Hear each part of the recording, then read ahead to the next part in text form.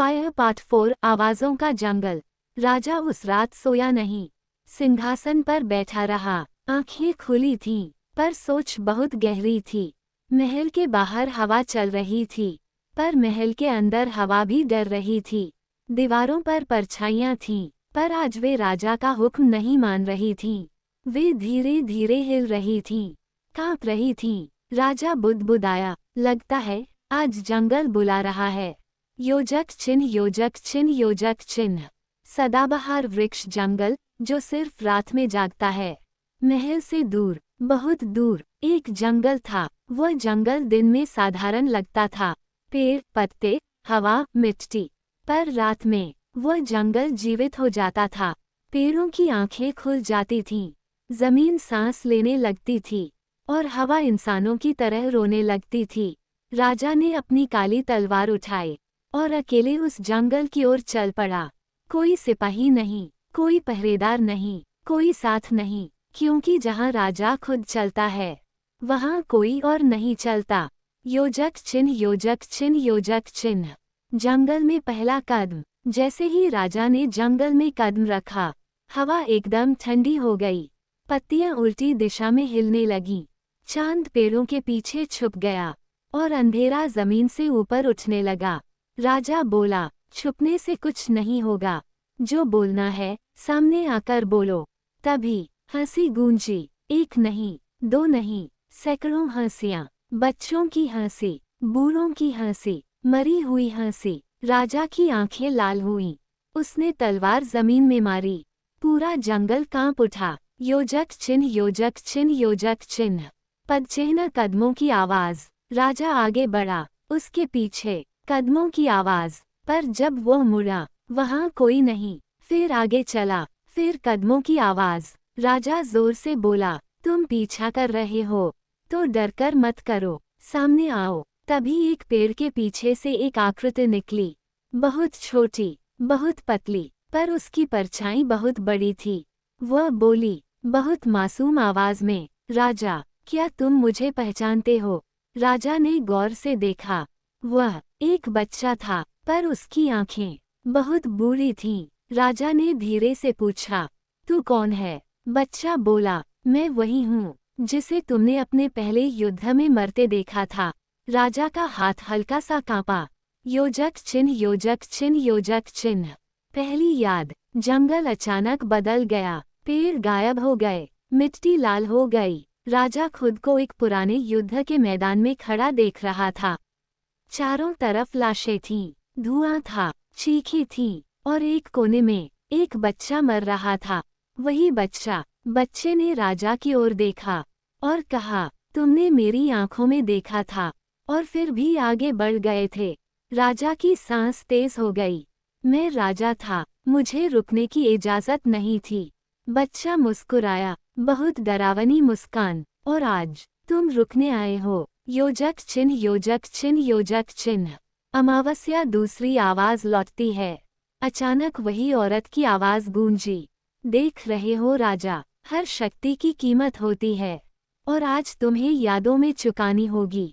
राजा ने गुस्से में चिल्लाया, चुप रहो, तुम मेरी यादों को हाथ नहीं लगा सकती। आवाज हंसी, अब बहुत देर हो चुकी है।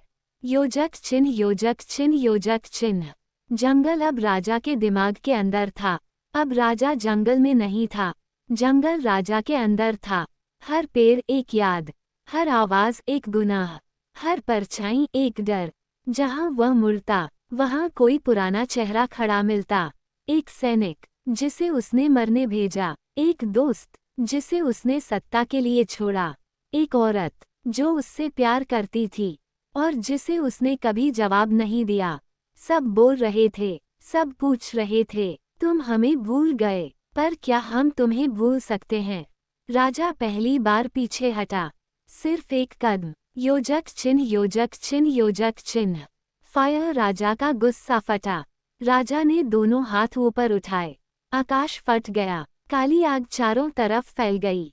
यादें जलने लगीं, चेहरे चीखने लगे। राजा गरजा, मैं राजा हूँ, मैं यादों का गुलाम नहीं हूँ।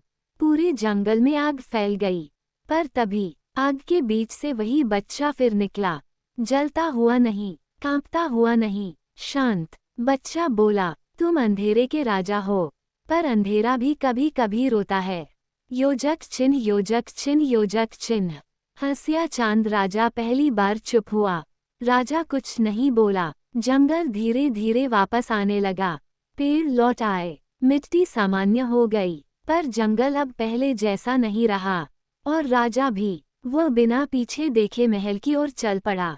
उसके पीछे कोई नहीं आया, पर आवाज गई नहीं। आखिरी बार औरत की आवाज आई, अगली रात तुम सिर्फ राजा नहीं रहोगे। योजक चिन्ह योजक चिन्ह योजक चिन्ह। चेक मार्क पार्ट 4 समाप्त। अब कहानी और भी ज्यादा गहरी हो चुकी है। राजा की ताकत, उसका अतीत, उसका डर और उसकी असली परीक्षा अब शुरू होगी।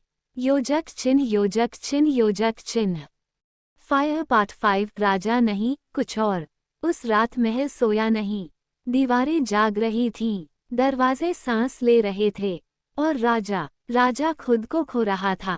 वह सिंहासन पर बैठा था, पर आज सिंहासन उसे भारी लग रहा था, जैसे यह अब उसका नहीं रहा हो।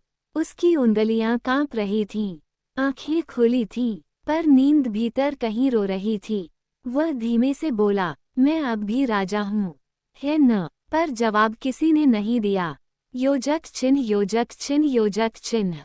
अमावस्या सिंहासन ने पहली बार इनकार किया। राजा उठकर खड़ा हुआ और सिंहासन पर हाथ रखा। जो सिंहासन सदियों से उसकी शक्ति का प्रतीक था, आज वह ठंडा नहीं था, वह जल रहा था। राजा ने हाथ पीछे खींच लिया। सिंहासन से एक धीमी आवाज आई, बहुत भारी, बहुत पुरानी, तुम अब वैसे नहीं रहे। राजा की सांस रुक गई। क्या कहा? उसने गुर्राकर पूछा। सिंहासन बोला, पहले तुम अंधेरे के मालिक थे, अब अंधेरा तुम्हें पहचान नहीं पा रहा। राजा की आंखों से काली चमक निकली। पूरा कक्ष कांप गया। मैं ही अंधेरा हूँ, राजा चिल्लाया। नहीं, सिंहासन बोला, अब तुम स्मृति बनते जा रहे हो, और स्मृतियाँ राजा नहीं होती। योजक चिन्ह योजक चिन्ह योजक चिन्ह। राजा के सीने में दरार। अचानक राजा के सीने में तेज जलन हुई, ऐसी जलन जैसे अंदर कोई और जाग रहा हो। उसने अपनी छाती पकड़ी, उंगलियां कांप रही थीं। तभी उसकी परछाई दीवार से अलग हो गई। हाँ, उसकी अपनी परछाई जमीन छोड़कर खड़ी हो गई। परछाई अब उसकी नकल नहीं कर रही थी, वह मुस्कुरा रही थी। परछाई बोली, अब तुम्हारी बारी नहीं है, राजा। राजा ने पीछे हटते हुए कहा, तू क्या है? परछाई हंसी, मैं वही हूँ जो तुम बनते जा रहे हो। योजक चिन्ह योजक चिन्ह योजक चिन्ह। राजा और उसकी परछाई आमने सामने। कक्ष में दो रूप थे, एक असली राजा और एक काली परछाई राजा। दोनों एक दूसरे को घूर रहे थे। राजा ने तलवार उठाई, परछाई ने भी हवा से बनी तलवार उठा ली। दोनों की तलवारें टकराईं, पूरा महल थर्रा गया। परछाई बोली, तुमने बहुत कुछ कुचला, पर खुद को नहीं। राजा गुर्राया, मैं खुद को नहीं कुचलता, मैं खुद को बनाता हूँ। परछाई उसकी आंखों में झांकते हुए बोली, अब नहीं। योजक चिन्ह योजक चिन्ह योजक चिन्ह। हाई वोल्टेज शक्ति का सबसे खतरनाक विस्फोट। दोनों की तलवार टकराईं, एक काली आग थी, दूसरी खाली अंधेरा। टकराव के साथ दीवारें टूट गईं, समय रुक गया, हवा उल्टी बहने लगी, महल बाहर से अंदर समा गया। राजा ने पूरी शक्ति झोंक दी, कक्ष फट गया, परछाई पीछे गिरी। राजा उसके ऊपर खड़ा हो गया, गरजकर बोला, अब भी कहेगा मैं राजा नहीं रहा। परछाई खून जैसे अंधेरे से लथपथ होकर मुस्कुराए, अब तुम राजा नहीं, अब तुम सिर्फ दरवाजा हो। योजक चिन्ह योजक चिन्ह योजक चिन्ह।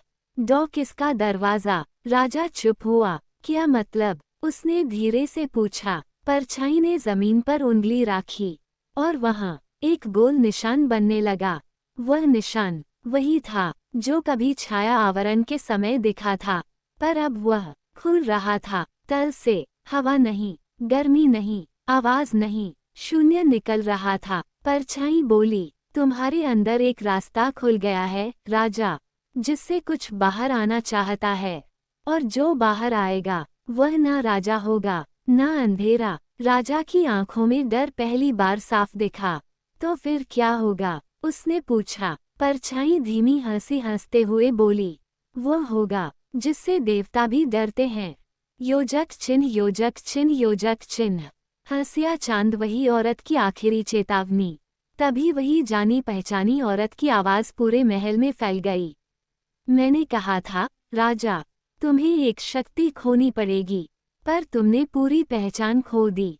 राजा ने चिल्लाया, तुम कौन हो? सामने क्यों नहीं आती? हवा में एक पारदर्शी आकृति बनी, एक चेहरा, आंखें सफेद, चेहरा उदास। वह बोली, मैं वही हूँ जो तुम बन सकते थे अगर तुमने पहली बार खून न बहाया होता।